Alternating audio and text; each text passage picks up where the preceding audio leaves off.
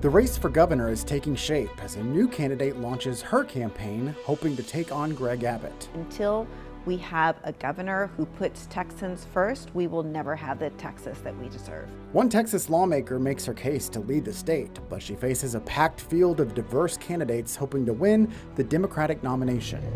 Demand for high-skilled workers is growing in Texas, but some believe the state needs more resources to train them. If we quadrupled our output, there would still be a skills gap in Texas. Now voters face a choice: the multi-million-dollar plan that aims to get more Texans ready to work. Access to health care often depends on where you live. We'll look closer at a new effort to boost care in rural parts of Texas. Produced from the Capitol in Austin and airing statewide, this is the award-winning State of Texas. Hello, and thank you for joining us. I'm Josh Hinkle. Greg Abbott is expected to win re-election in next year's race for governor, but Texas Democrats are working to change that narrative.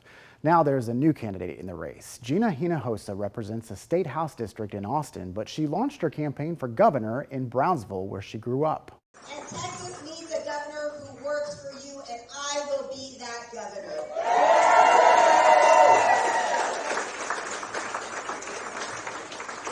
I will be the first governor of the state of Texas from the Rio Grande Valley. Hinojosa enters a crowded Democratic primary full of diverse candidates. Our Dylan McKim breaks down the Democratic field and what the governor is saying about his competition.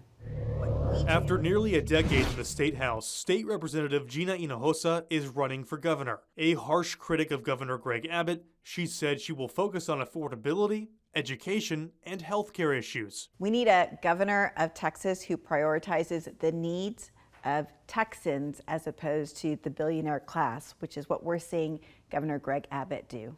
Abbott is running for his fourth consecutive term. A spokesperson in his campaign issued a statement Wednesday morning saying, quote, "Texans deserve a governor who will continue to secure the border, fight for safer communities, and uphold family values, not someone who supports failed, radical policies that hurt hardworking Texans." Hinojosa joins a crowded Democratic field, all hoping to take down Abbott. They include Bobby Cole, a retired firefighter and farmer who hopes being a political outsider will work to his advantage. With my background, being from rural Texas, working class, I believe I can resonate with a lot of voters in rural Texas. Then there's Andrew White, an entrepreneur and son of former Texas Governor Mark White. He finished second in the 2018 Democratic primary. This time around, he's focusing on attracting independent voters. The secret to being successful in business translates into government as well. You have to be a team builder. Nothing big, nothing important happens from one extreme to the other. And Nick Pappas, a retired U.S. Marine who says he's been traveling around the state to get people to go out and vote. I don't look at us as competing against each other. We're all running against Abbott. The Texas Democratic Party chair, Kendall Scudder, views the contested primary as a good thing, hoping it will lead to larger voter turnouts. I hope that they do spend lots of money turning Democrats out to vote and making sure that we're contacting in communities where they're traditionally overlooked. Dylan McKim, State of Texas. Before joining the legislature, Hinojosa served as president of the Austin ISD School Board. But education is just one of her priorities in her campaign to lead the state. Capitol correspondent Dylan McKim sat down with Hinojosa to dig deeper into the issues driving her run for governor. If you do become governor, what kind of priorities would you have as a governor? I know education is probably big for you, but what other things would you like to address? Affordability is a big issue for Texans right now. We know that many Texans, too many Texans, can't afford basic health care. For instance, in Texas, our uninsured rate is 2 times the national average. We can fix this. We can put over 1 million more Texans on health insurance if we simply accept those federal funds that Texans have already paid to the federal government to cover our health insurance. Greg Abbott has refused to do that, and Texans are less healthy, and Texans are not getting essential health care that they need, sometimes to survive, because of that decision. You're launching your campaign in Brownsville. Border and immigration, of course, are some important issues for Texas voters. I'm curious to know, how would you approach border security, balancing that with humanitarian treatment of migrants who cross the border here in Texas? Well, I'm glad you mentioned humanitarian treatment because that is essential for how we treat all human beings with dignity, respecting their lives. And at the same time, we need to have a safe and secure border. In any kind of immigration policy, we need to treat those who have roots in our community, who are essential parts of our community, who have families here. There are many mixed status families. We need to treat them differently, give them an opportunity if they are providing for their family, if they are law abiding, give them a chance to earn legalization here. They're different from people who are just coming here, and it was the caravans that we saw over the years that were making the border unstable. Those situations should be treated differently, and absolutely we need to ensure that our border is secure. Okay. Why is right now the right moment for you to run for governor? You've served almost a decade in the state house.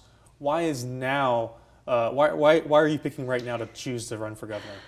Well, I never wanted to be a politician. I made my husband promise to never run for office before we got married. But when my son's school was threatened for closure, I got mad. I was just a mad mom, and I ran for the school board.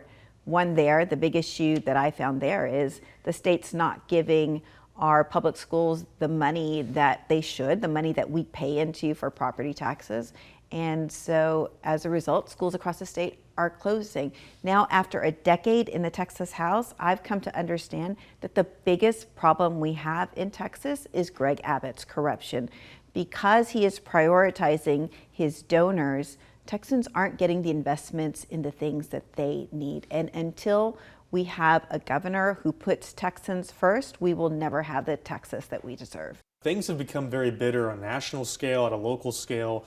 It's Republicans versus Democrats, us versus them. How do you approach this in a campaign where you're going against somebody that you've been outspoken with before? How do you address the divisiveness of politics in the environment that we're in right now? But also, you're able to, campaign against somebody and try to prove that you're the right person for the job. How do you balance that approach? It's always important to me to be honest in what I'm speaking about.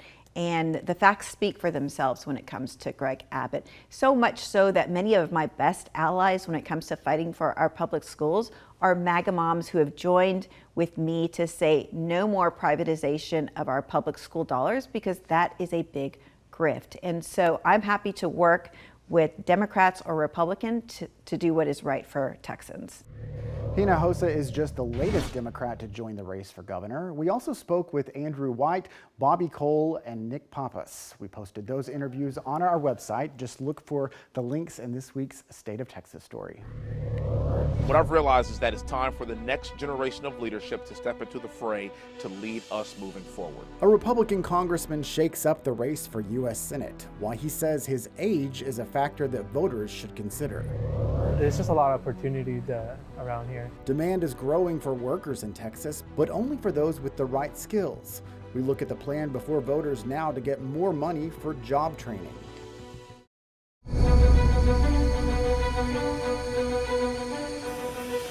Future welders, machinists, and HVAC technicians are learning their trade right here in Texas at the Texas State Technical College. But the college system says its capacity for training workers cannot keep up with the state's workforce demands. Not without stable funding. A constitutional amendment on the ballot this November could bring that financial stability. Dylan McKim explains what it means for you. This is what we're going to be doing right now.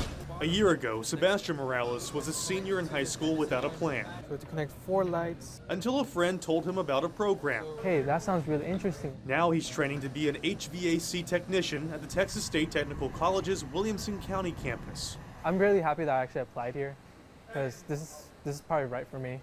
Morales and his classmates are the state's future workforce.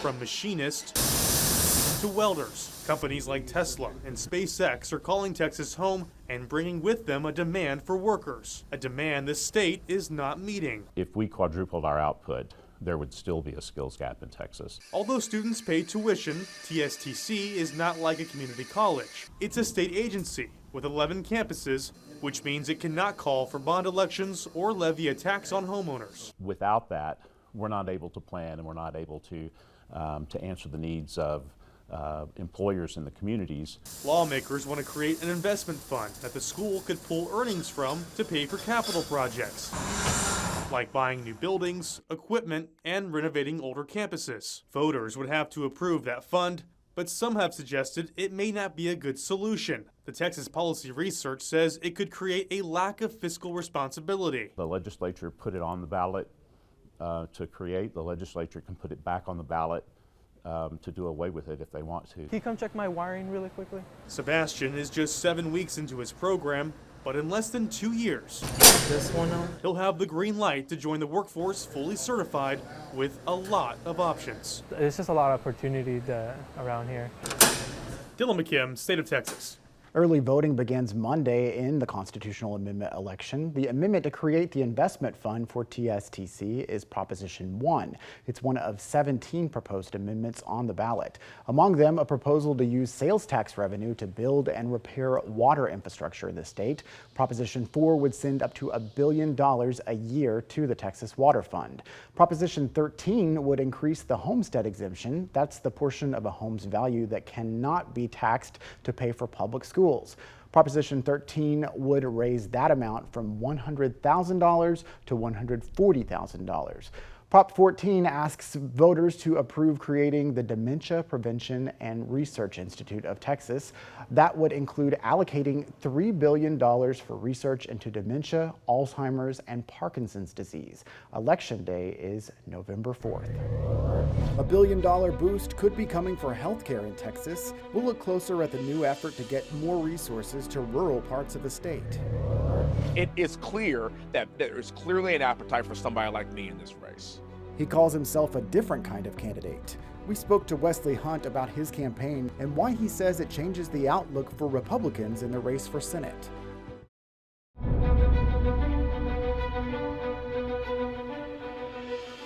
The race for U.S. Senate will be the marquee race on next year's ballot in Texas, and incumbent Senator John Cornyn faces a tough battle just to get through the primary. Last week, we told you about a new challenger who joined the Republican race, Congressman Wesley Hunt. Our Adam Schwager spoke one-on-one with Hunt to dig deeper into his decision to run and his message for Texas voters.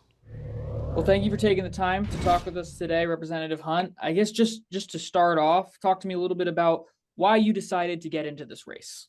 Of course. Well, thank you so much for having me on. And I decided to get in this race because over the last few months, I've been monitoring this race very, very closely. And what I've realized is that the state of Texas cannot be about a blood feud between Ken Paxton and John Cornyn at the end of the day. This has to be about the issues that are most important to my fellow Texans. Let's talk about the border. Let's talk about the oil and gas industry. Let's talk about safety. And nobody is talking about those things because they're at each other's throat fighting this blood feud. And so what I've realized is that it's time for the next generation of leadership to step into the fray to lead us moving forward. And one thing I always say, and that is the United States Senate is not a retirement community. It is time for people that are in their 30s and 40s and 50s to step into the fray because we have skin in the game. I have a 6, I have a 4, and I have a 2-year-old at my house. Every decision I make is hinges on their future. And I got to make sure that I'm doing the right thing because I'm going to be around to see those decisions that I make now come to fruition. And that's why I got in this race.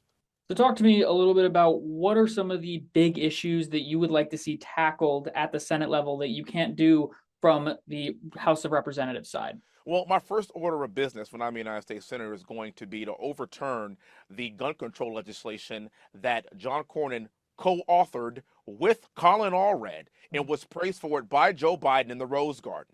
That is not Texas. As a military guy, as somebody that is a hunter, as a West Point graduate, as somebody that flew Apaches for 8 years in the United States military, I am somebody that understands the importance of our Second Amendment, and that right shall not be infringed. And that is probably the biggest reason why I'm in this position is because John Cornyn simply lost touch with the base. You cannot author gun control legislation in Texas. Also, I was the first person in the country to endorse President Trump. I campaigned with him. I helped him get elected. I was one of President Trump's top surrogates. And John Cornyn did not endorse President Trump until after he was shot. John Cornyn also said that it's, quote, time to move on from President Trump. Texas then goes on to turn in President Trump's direction to the tune of 15+%. So guess what? He was wrong about that too, and I was right all along. I've heard you praise Attorney General Paxton before. Was a part of your decision to get in this race kind of a deal where you aren't sure that he's the right candidate to beat John Cornyn? I'm speaking more to what the appetite is of the electorate. Again, there's 23% still undecided. Ken Paxton has been the Attorney General, and I've stated this before, done a pretty good job as being a good Attorney General. He has been an America First Attorney General. I have no complaints over how he has performed, to be honest with you. But the issue is that the people of Texas and the primary voter, they're speaking. There's 23% of the people that are undecided on both of these two candidates. The electorate is clearly looking for somebody that can fill this void, and I believe I am that person. As you try to get your name ID up, what's kind of just a 30-second to a minute-long elevator pitch? Why should voters want to vote for Wesley Hunt? There is 60 years worth of military service just in my immediate family. My dad's a retired colonel. My sister's a West Point graduate. My brother's a West Point graduate. I'm a West Point graduate. At one point in 2006, my brother, sister, and I were all stationed in Baghdad at the same time. We have skin in this game, and we believe in serving this great nation. And in my early 40s, I believe it is now time to continue to give my best years to this country, because the United States Senate is not a retirement community. I was the first person in the country to endorse President Trump. I have stood by his side the entire time, and what you will get with me is the next generation of America First leadership. Keep in mind, our vice president is 41 years old. Our Secretary of War is 44 years old. Our Secretary of State is in his early 50s. Now is the time to codify what President Trump has done for us for the past decade for the future, and I am the man to do it for Texas. Even before Hunt announced his campaign, his supporters were active on the fringes of the Republican primary race. An independent organization spent millions of dollars to place ads supporting Hunt on television and other media across Texas. The effort may have made a mark. The University of Houston and Texas Southern University released a poll days before Hunt's announcement. It shows the congressman trailing Paxton and Cornyn, but he had 22% support. Again, that's before he started campaigning. State leaders announced a new joint investigative committee to review the deadly July floods. Texas lawmakers will study the facts and circumstances that led to the deaths of more than 130 people. We've learned officials from Camp Mystic will be invited to testify in front of lawmakers at the state capitol. Rushing floodwaters swept away 27 girls from the camp. In response, state lawmakers passed laws over the summer that created new safety regulations for summer camps. Last month, State Senator Pete Flores said lawmakers must dig deeper into the camps. This study will be able to do this deeper dive, to this comprehensive investigative look at the entire situation, this totality, will be able to give us more information to address this issue more comprehensively as we move into the 90th session. The spokesperson for Camp Mystic said the camp looks forward to working with the investigative committee and, quote, helping them and the public more fully understand the facts of what happened.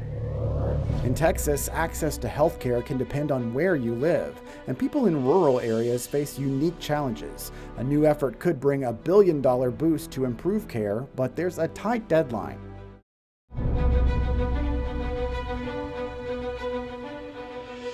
In Texas, access to health care often depends on where you live, and in rural parts of the state, getting care can be difficult. Challenges include fewer doctors and hospitals and a higher percentage of people without health insurance. But there's a new effort to get more resources to rural Texas. As Adam Schwager reports, it could lead to a $1 billion boost for health care. But let's be clear, rural hospitals are in trouble. According to a recent survey, over half of Texas's rural hospitals are at risk of closing, with 21 in immediate risk. A large portion of them have negative incomes, marginal incomes at best. Terry Scoggin is the interim CEO at Torch, the Texas organization of rural and community hospitals. Texas is far ahead. On Monday, he testified at a public comment session as the agency vies for a piece of a $50 billion pie the federal government has set aside for rural health care as a part of the One Big Beautiful Bill. These funds, if we get them, are yours. They belong to rural Texans, and we want to prioritize local control as much as possible. Entering the hearing, the commission had read over 300 written comments and visited 5 regional sites to hear from locals. At the meeting, they heard from those across all areas of the healthcare spectrum. And sometimes pharmacies kind of get overlooked. We're raising our hand to say, put us to work. We've been here, we're rooted, and we know our people. The federal bill behind this money also made significant cuts to Medicaid.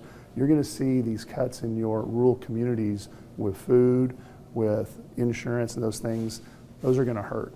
Scoggins says getting this money to rural hospitals is imperative. When it gets split, we expect somewhere between $1 to $2 billion to Texas. We want to make sure that that money goes directly to the rural hospitals, not to other institutions, not to other people to help rural hospitals, but get that money to the rural communities. For State of Texas, I'm Adam Schwager.